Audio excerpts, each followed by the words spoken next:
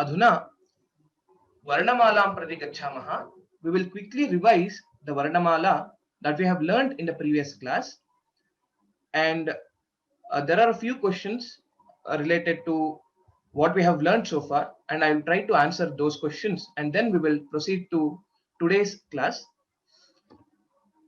To start with,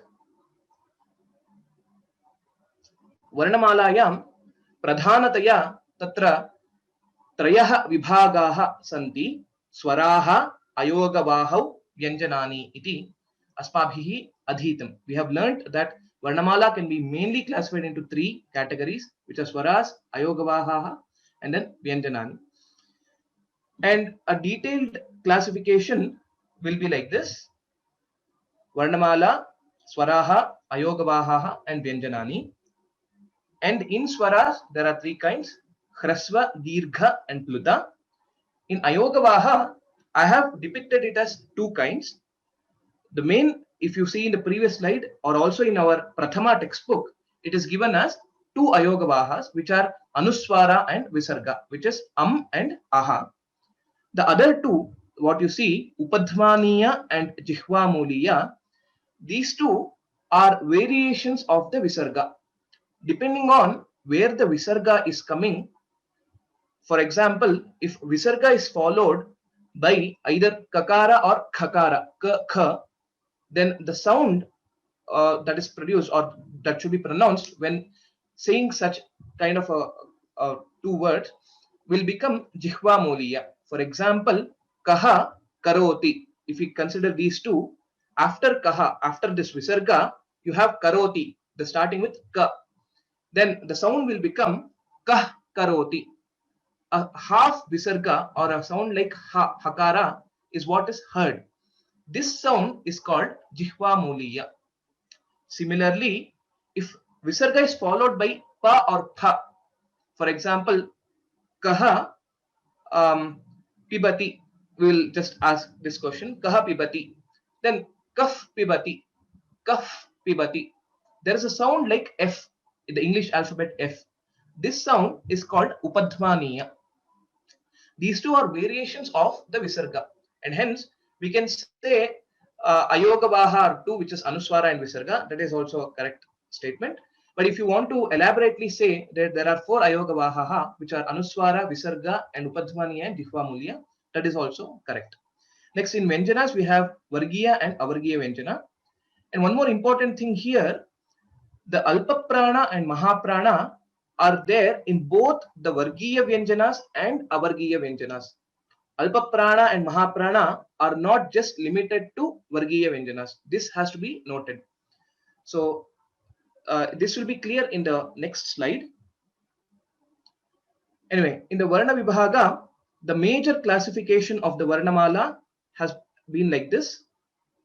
And don't confuse to be jihvamuliya or aha to be upadhmaniya. These are all four different letters which are part of ayogavaha and vyanjanas and vargiya and avargiya vyanjanani. I hope this part of the classification is clear to all of you.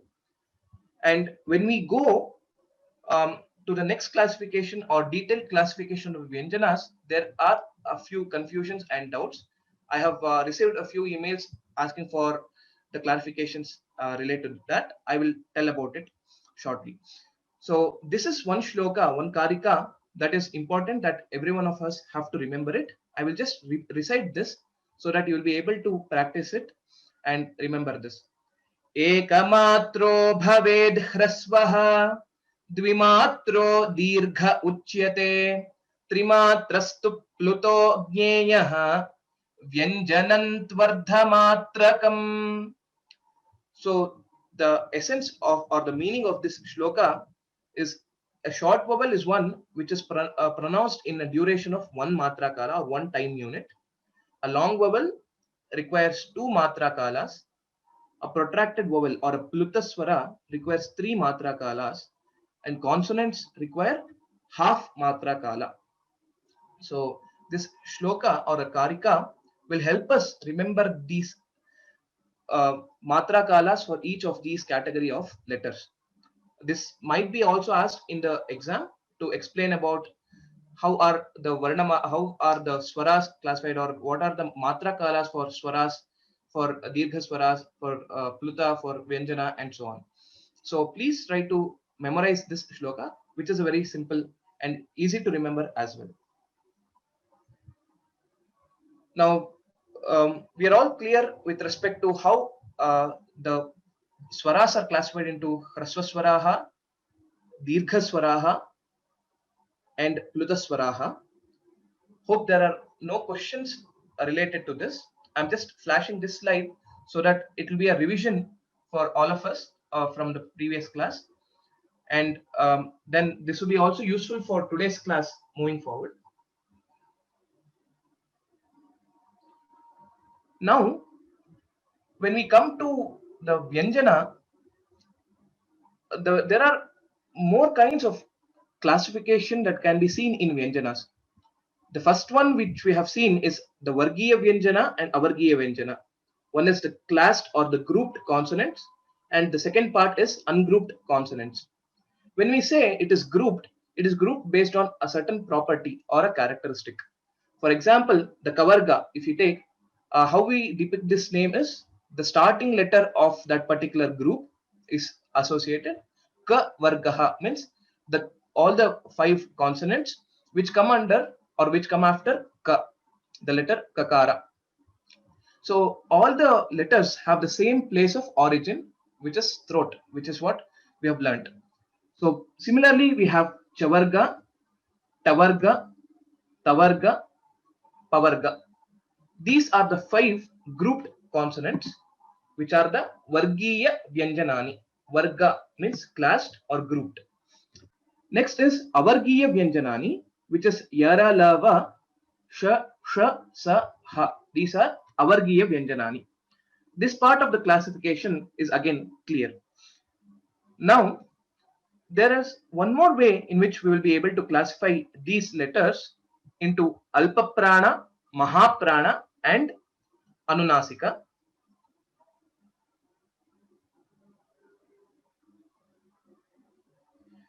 So we will see that now. The first, the third of the group consonants, also the Anunasikas are Alpapranas. Along with that, Ya, Ra, La, Va. These 4 letters from Avargiya Vyanjanani are Anunasikas. Sorry, Kshamyatam, are the Alpapranaha.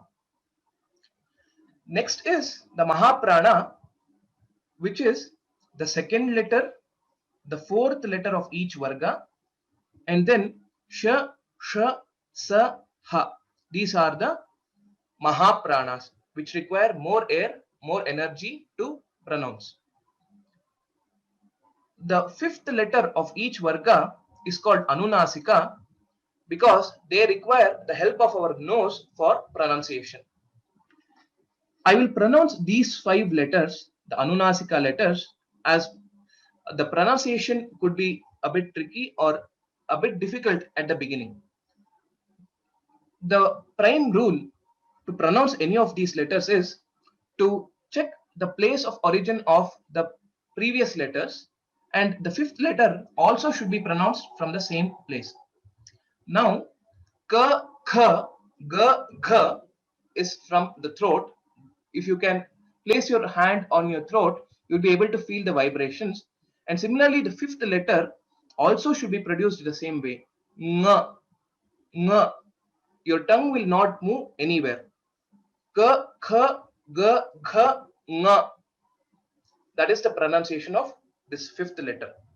Similarly, for the 5th letter of Chavarga, ch, ch, j, j, ny. The same place as we pronounce for ch or j.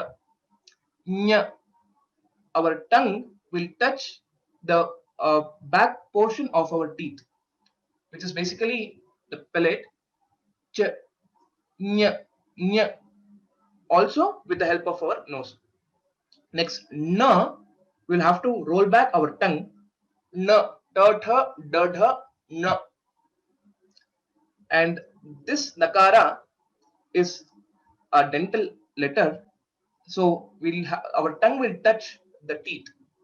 N, n, n, n. That is the difference between these two letters. And the fifth letter, which is ma, is labial. So we'll have to close our mouth while pronouncing it. Ma. So this is a brief recap of the pronunciation aspect for all these Anunasika letters. Now, this is very important. There's one more way in which we classify this Varnamala into two parts. One is Karkasha Vyanjanani and Mrudu Vyanjanani. The first two letters of each Varga and sh, sh, sa, these three letters from the Avargiya Vyanjanani are called Karkasha Vyanjanani. Karkasha Vyanjanani are also called in English as hard consonants or surds, basically. So they require kind of a bit more. You can imagine this to be they require more energy to pronounce it. And one more way in which you can see it is they create something kind of a harsh sound, and hence these are called hard consonants or surds. The usage of this classification can be evident when we will learn some of the Sandhi concepts in your later classes. So just know that these letters, the first two letters of each Varga and sh, sa, these three letters from Avargiya Vyanjanani are called Karkasha Vyanjanani. And the next classification is Mrudu Vyanjanani. All the remaining letters, that is the third, fourth, fifth letter of each Varga, ya, ra, la, va, and ha, are the Mrudu Vyanjanani. So please note, Hakara belongs to Mrudu Vyanjanani. And next we have one more, which is classification for Avargiya Vyanjanas, where each of the four are called Antasthaha and the second four, sh, saha, are called Ushmanaha. Hakara is a Ushma Varna, but a Mrudu Vyanjana. Please note this distinction and classification. So there were a few questions related to this. That's why I'm stressing about this point, that Hakara is not a Karkasha Vyanjana, but it is a Mrudu Vyanjana. Please note about this. What is the real meaning of Antastha was another question which was asked. Antastha, these letters ya, ra, la, va are semi-vowels. I correct again. So in the previous class, I said semi-vowels in the beginning and then used the word semi-consonants. But the actual English word that we use is semi-vowels, because these are also pronounced similar to vowels without much of stress. Ya, ra, la, va. We are not giving too much of stress on any of these letters while pronouncing. And one more reason is these are formed because of there is a variation in the place of while pronouncing the alphabets. For example, ikara. If you take ikara, while after telling ikara, if you immediately say akara, a together, then it becomes ya, ya, ya, ya. So there is a variation from ikara to akara when we are pronouncing it, and all these letters end with a. So you can imagine that antasthaha, because of that they have got this name as antastha. Okay, and the last one is ushmanaha. Ushma in general means heated, or this is for all these letters the flow of air is more. Sh, sh, sa, ha. There's a free flow of air while pronouncing all these four letters, and hence these are called Ushma Varnaha. So the first three, sh, sa, in English are called sibilants, and Hakara is called aspirate. Ha. So while we are saying ha, there is no restriction of the air anywhere. So the air which comes from our stomach comes out without any restrictions, and hence it is called aspirate. And these four are Mahaprana Aksharas. These four are Mahaprana. And note, Hakara is Amrudu Vyanjana. Hope it is very clear with this classification how Karkasha Vyanjanani, Mrudu Vyanjanani are classified into. So I will pause a minute so that you can register all these concepts, and we will be able to move forward after this. I will see the questions in the meantime. So, isn't there a dirgha rikara? So the answer is no. Likara, which is the swara, after r, r, l is only a hraswa. It does not have, it doesn't have a dirgha category. L is not there, is not available in the Varnamala. And next,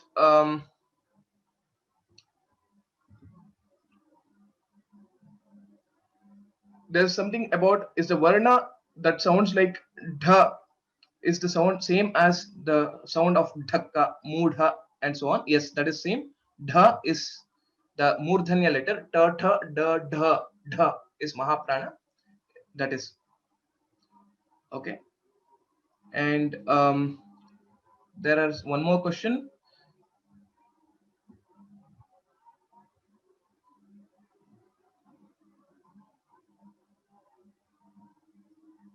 So Mahadevan sir has asked: is in Vedic chanting, if a S symbol is follows a word? Okay, that is the avagraha chinha, the S kind of a mark. Then the last letter in the previous word is pronounced for a longer period. Is this to be classified as Plutaswara? No. In general, if unless if it is in Rigveda or Yajurveda, in Samaveda, also in some cases in Yajurveda as well, after the swara they would mention a number, like for example 2, 3, 4, 5, and so on. Whatever is more than 3 or more is classified as a Plutaswara. Just the mere symbol of yes, which is called avagraha chinha. So that is just to indicate that there is a akara here, or a dirgha akara, basically, and that is just an indication of that. But that doesn't mean it is a Plutaswara. Okay, next. So there is another question related to the textbook. So uh, how does the English Prathama textbook looks like? So I will let you know. So the syllabus for Prathama has been changed over last 1 year, and this is a new syllabus book. So if you have any older version of the Prathama book, the lessons would be a bit different from that to this. So this is a new textbook, and in one single book itself you have got both Kannada and English meanings and translation, etc. I'm just showing you one page here, just like how it looks like. So both in English as well as in Kannada, they have merged into one book. So that is the book we will have to use for this course. Okay, let me take see if there is any other question. Yeah, how to pronounce nya? I've already showed the pronunciation of that. So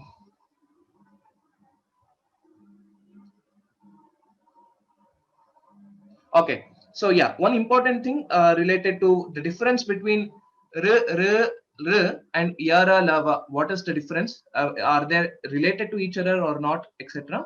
So I will quickly touch upon that, and then we will continue.